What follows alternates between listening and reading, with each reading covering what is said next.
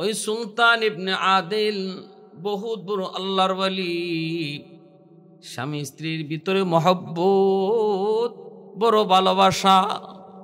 একদিন বিবিকে বলতেছেন, বিবি গো, ও বিবি, এশার নামাজের পর বিবিকে বলতেছেন, বিবি একটু বলো তো আমাকে তুমি কেমন ভালোবাসো।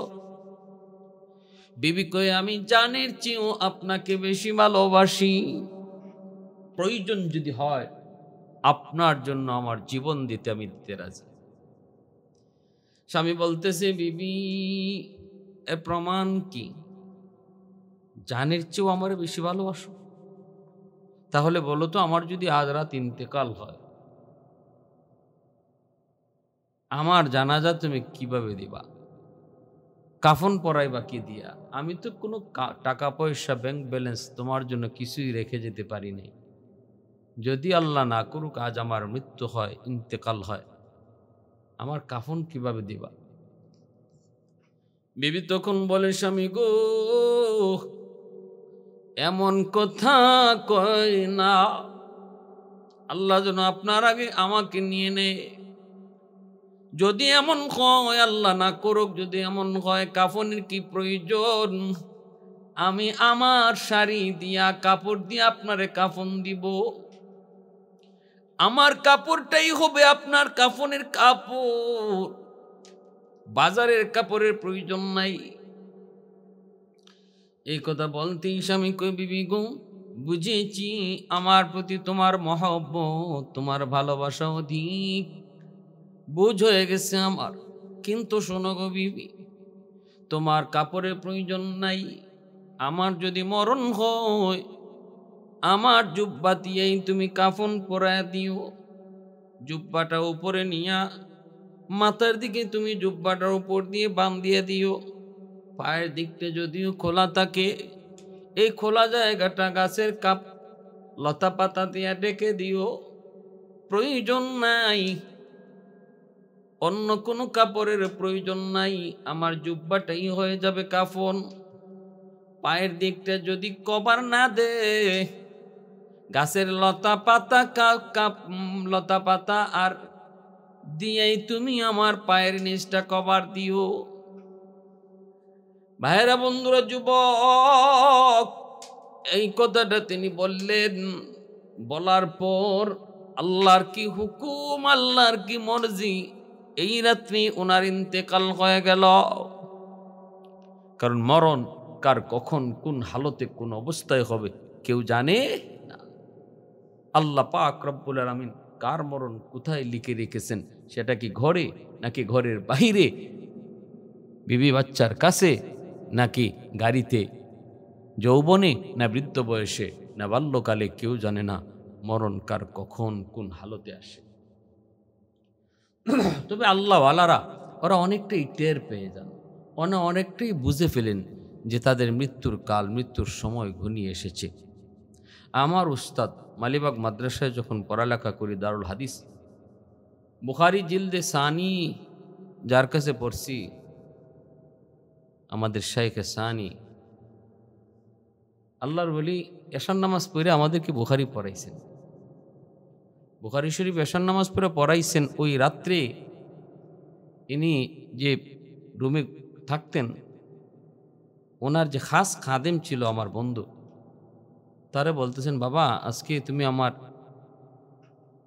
দরজা জানালাটা লাগাইও না, আমিও লাগাবো না, আমি আজ সারা রাত কোরআন তেলাওয়াত করব, আর আমার দরজাটা খোলা রাইখো, মাঝে মাঝে এসে তুমি দেখে যাইও। আমার মন বলতেছে আজ রাত মেহমান আসবে। সুবহানাল্লাহ, আমার মন বলে আজ রাত হয়তো মেহমান আসবে। এই রাতটাই ছিল হুজুরের জীবনের শেষ রাত। আমরা দেখেছি, আমার বন্ধু আমাকে বলছে যে, দোস্ত, হুজুর তো এই ধরনের কথা বলছেন। আমরা রাত 1টা বাজে গেছি হুজুরের রুমে, যে এদিকে কোরআন তেলাওয়াত করতেছেন। রাত 2টা বাজে গেছি, তেলাওয়াত করেন। 3টা বাজে গেছি, যে দেখি কোরআন তেলাওয়াত করা অবস্থায় হুজুরের মাথাটা কোরআন শরীফের সাথে ঠেক দেওয়া, অর্থাৎ নাই দুনিয়াতে, কোরআন তেলাওয়াত করা অবস্থায় ইন্তেকাল করছে। আমার ভাইরা বন্ধুরা, যুবকের জন্য বলতেছি, কার মরণ কখন কোন হালতে কেউ জানে না। কারো মরণ গান শোনা অবস্থায়, গান গাওয়া অবস্থায়, কারো মরণ হারাম কাজে লিপ্ত থাকা অবস্থায়। আল্লাহর নবী বলেন, যদি কেউ হারাম কাজে মত্ত থাকা অবস্থায় কারো মরণ হয়, তাহলে তার মরণ হবে বেঈমানি মরণ। লা ইয়াজনি লা ইয়াজনি জানি হিনা ইয়াজনি ওয়া হুয়া মুমিন মুমিন ওয়া লা ইয়াসরিকু সারিকু হিনা ইয়াসরিকু ওয়া হুয়া মুমিন। নবীজি বলেন, জিনাকুর যখন জিনা করে তখন ঈমান সাথে থাকে না। ঠিক এমনি ভাবে যদি কোনো চোর চুরি করে, চুরি করা অবস্থায় তার ঈমান সাথে থাকে না। ডাকাত যখন ডাকাতি করে তখন তার সাথে ঈমান থাকে না। ওই অবস্থায় যদি তার মরণ হয়, তাহলে বেঈমান হইয়া মরল, ঈমান সাথে যাবার শুনো সুযোগ পাইল না। আর আল্লাহর ওলিরা, ওরা বুঝতে পারতেন, টের পাইতেন তাদের মরণটা কোন হালতে কত সুন্দর হয়। দেখেন, কোরআন তেলাওয়াত করা অবস্থায় মরণ। এজন্য আল্লাহর ওলিরা টের পায় যান। ওই দিকে দেখা যায় সুলতান ইবনে আদিল, সে তার বিবিকে বলতেছে, বিবি গো, আজ রাত হয়তো আমার জীবনের শেষ রাত। যদি আমার মরণ হয়, তোমার কাপড় দিয়ে আমাকে জানাজা দেওয়া লাগবে না, কাফন পরানো লাগবে না, আমার জুব্বা দিয়ে কাফন দিবা। পায়ের দিকটা খোলা থাকলে সেই জায়গাটা তুমি লতা পাতা দিয়া কভার দিয়া দিও। যেমন কথা তেমন কাজ। কিন্তু বিবি বলতেছিল, স্বামী গো, এই রাতে যদি তোমার মরণ হয়, তাহলে বুঝলাম আমি কাফন পরাইব এইভাবে, কিন্তু জানাজা দিব কে? জানাজা কাফন পরাইব কেমনে? জানাজা দিব কে? কিভাবে কি কি হবে? আমি তো কিছুই জানি না, কিছুই বুঝি না। জঙ্গলের ভিতরে একজন মানুষ মরণ হবে, আর জানাজা কেমনে হবে? তখনই স্বামী বলতেছি, বিবি গো, আমার মরণের পর তুমি আমার সন্তানকে তুমি এলাকায় পাঠাইবা, ইমাম সাহেবের কাছে পাঠাইবা। ইমাম সাহেব আসলে পরে রাতের অন্ধকারেই আমাকে দাফন দিয়া দিবা। বিবি বলতেছে, যদি অন্ধকারে ইমাম সাহেব না আসেন, গ্রাম থেকে যদি এই পাহাড়ি অঞ্চলে কেউ না আসে রাতের অন্ধকারে জানাজা পড়ার জন্য, তাহলে কি করব? এবার সুলতান ইবনে আদিল বলতেছে, বিবি গো, যদি এমন হয়, তাহলে কাউকে দরকার নাই, তুমি আমার দুটা নাবালিক সন্তানকে নিয়ে পাহাড়ের উপরে উঠবা। ওইটা তাদের কাঁধে হাত দিয়ে তুমি একটা এলান করবা, ইয়া রব্বি কাদ মাতা সুলতান ইবনে আদিল। এইভাবে তুমি এলান দিবা, আল্লাহ, তোমার গোলাম সুলতান ইবনে আদিল ইন্তেকাল করেছে। এতটুকু বলতে পারবানি? কয় এতটুকু বলতে পারবো। কয় বাকিটা আমার আল্লাহর উপরে সুপর্দ করবা। আর এতটুকু বলবা, মালিক, তোমার গোলামের জীবনের কোনো 2 রাকাত নামাজ যদি তোমার কাছে পছন্দনীয় হয় গো, এর উসিলায় তুমি তার মৃত্যুর পরবর্তী কাজ সমাধা করো কুদরতি ভাবে। বিবির কাছে এই কথাগুলি বইলা সুলতান ইবনে আদিল ওই রাত্রে ইন্তেকাল করেন। ইয়ামেনের বহুত বড় বুজুর্গ, তৎকালীন সময়ে বাগদাদের বহুত বড় বুজুর্গ বাগদাদি, আল্লাহর বহুত বড় একজন বুজুর্গ জুনাইদ বাগদাদি, তিনি বাগদাদে আছেন। এইদিকে উনার ইন্তেকাল হয়ে গেল ইয়ামেনের এক জঙ্গলে, ইয়ামেনের এক পাহাড়ি অঞ্চলে। কিন্তু ইমাম সাহেবকে খবর দেওয়ার জন্য বাচ্চারে পাঠাইছেন। ইমাম সাহেব বলতেছে, এত রাত্রে কেউ যাবে না পাহাড়ে।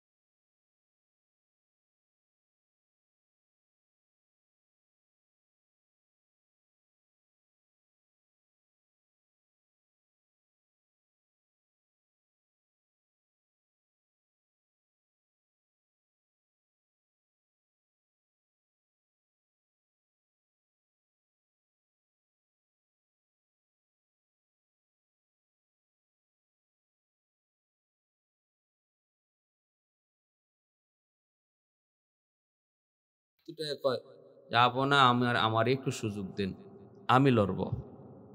সবাই তো অবাক, ঘটনা কি? আপনার কি হুঁশ আছে? জুনাইদ বাগদাদির সাথে আপনি লড়বেন?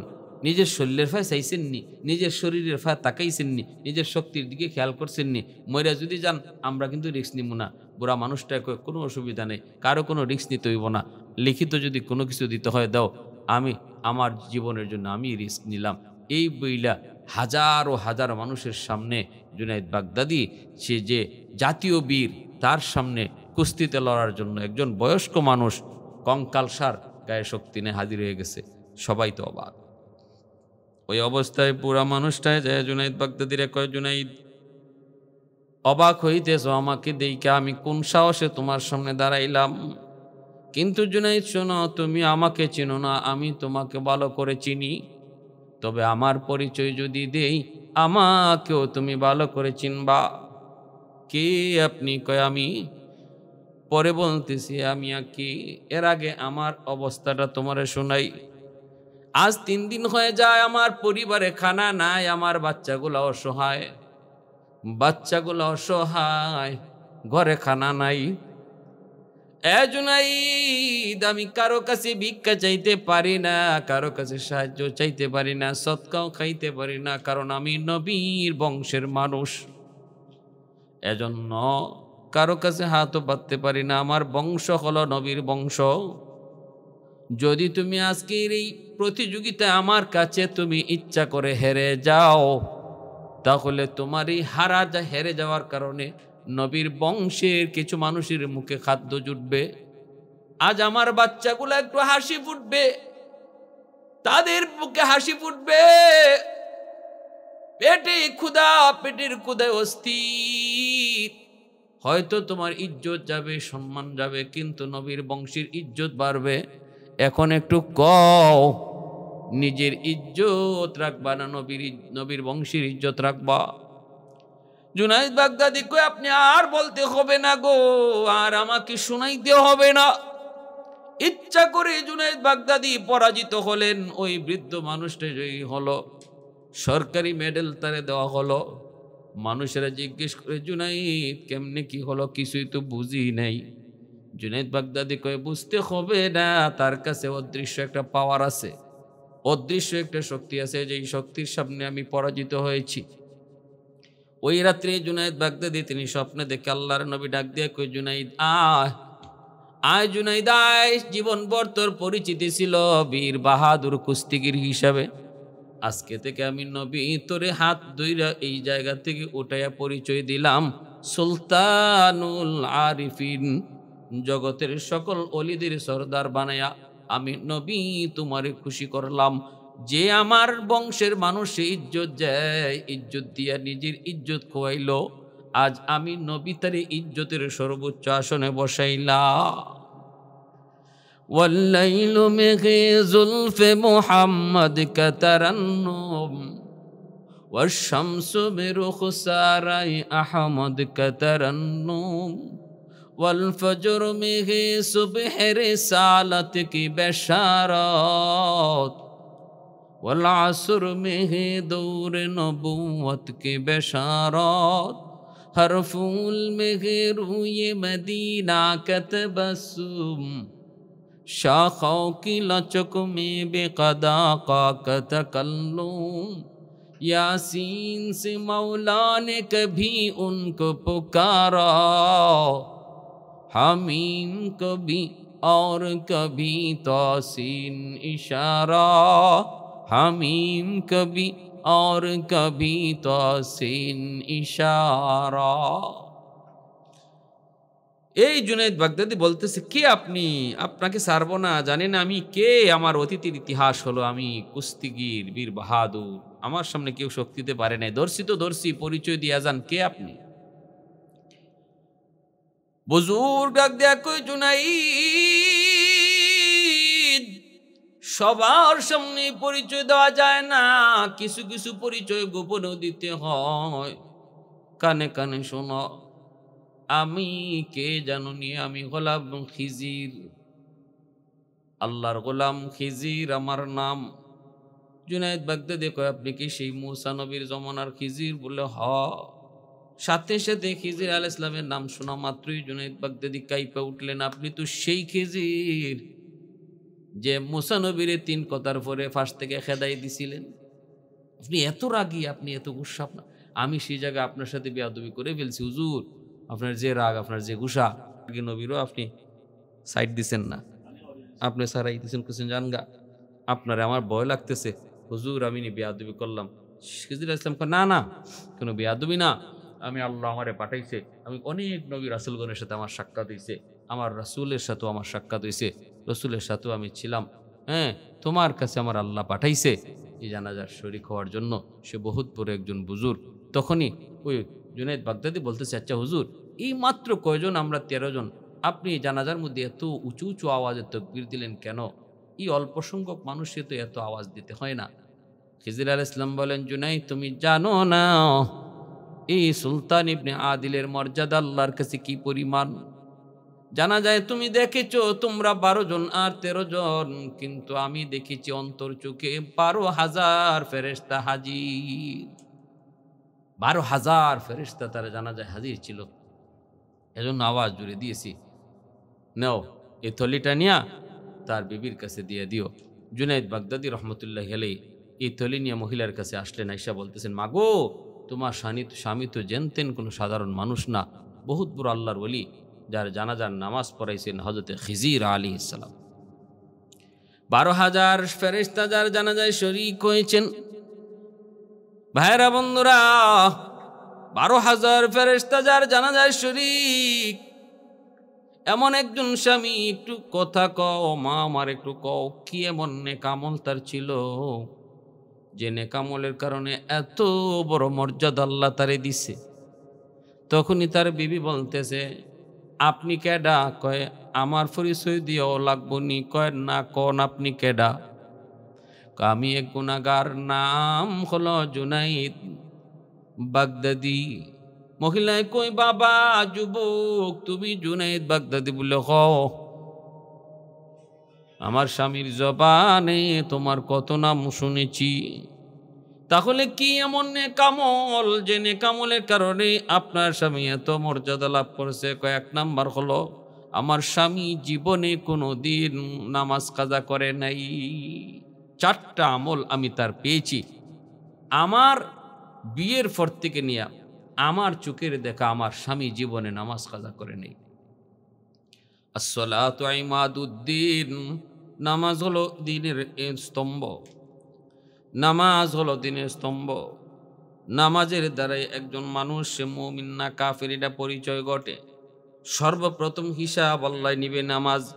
আউয়ালু মা ইউহাসাবু বিহিল আবদু ইয়াউমাল কিয়ামাতি সলাতু। আল্লাহ পাক রব্বুল আলামিন কিয়ামতের ময়দানে মানুষের প্রথম হিসাব কিতাব শুরু করবে নামাজ দিয়া। নামাজের হিসাব যার সুন্দর, তার বাকি হিসাব সুন্দর। নামাজের হিসাব যার গন্ডগোল, সব হিসাবে গন্ডগোল। 2 নম্বর নেক আমল আমার স্বামীর আমি পেয়েছি। ফজরের পরে কোরআন তেলাওয়াত, মাগরিবের পরেও কোরআন তেলাওয়াত, আল্লাহর কালামের সাথে তার সম্পর্ক, মহব্বতের সম্পর্ক, কোরআনের সাথে তার ছিল ভালোবাসা। কোরআন তেলাওয়াতে সে বড় পাগল ছিল। আফজালুল ইবাদাতি তেলাওয়াতুল কোরআন। রাসূল কয় উত্তম ইবাদত হলো কোরআন তেলাওয়াত। এজন্য ওলি আল্লাহরা বেশি বেশি কোরআন তেলাওয়াত করেন। ওই যে বললাম, আমার উস্তাদ মালিবাগ মাদ্রাসার শেখে সানি যে রাত্রে ইন্তেকাল করছেন, ওই রাত্রে কোরআন তেলাওয়াত করা অবস্থায় তার জান কবজ হয়েছিল। কোরআনের সাথে সম্পর্ক। 3 নাম্বার বিবি সাহেব বলতেছে, আমার স্বামীর তৃতীয় নেক আমলটা আমার যা চোখে পড়ে সেটা হলো, আমার স্বামী জীবনে আমার চোখের দেখা কোনোদিন তাহাজ্জুদের নামাজ তরক করে নাই।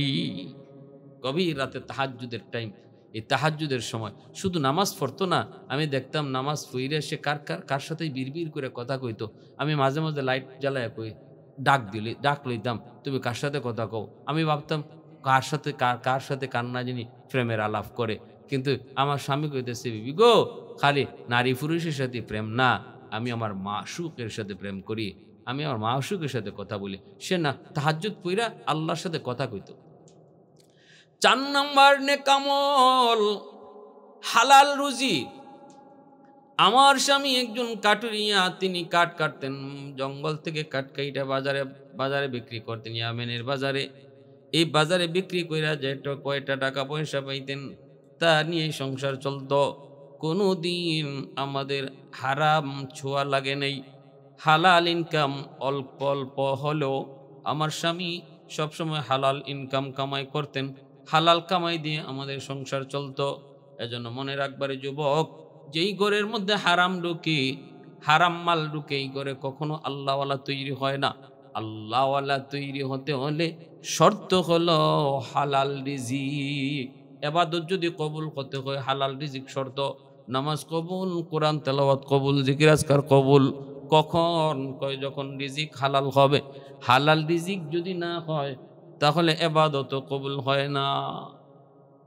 এই চারটা এবাদত আমল ছিল ওই আল্লাহর ওলির, সুলতান ইবনে আদিল, যিনি জুনাইদ বাগদাদি রহমতুল্লাহ আলাইহির জমানার একজন বহুত বড় ওলি, যার বাড়ি ছিল ইয়ামেন।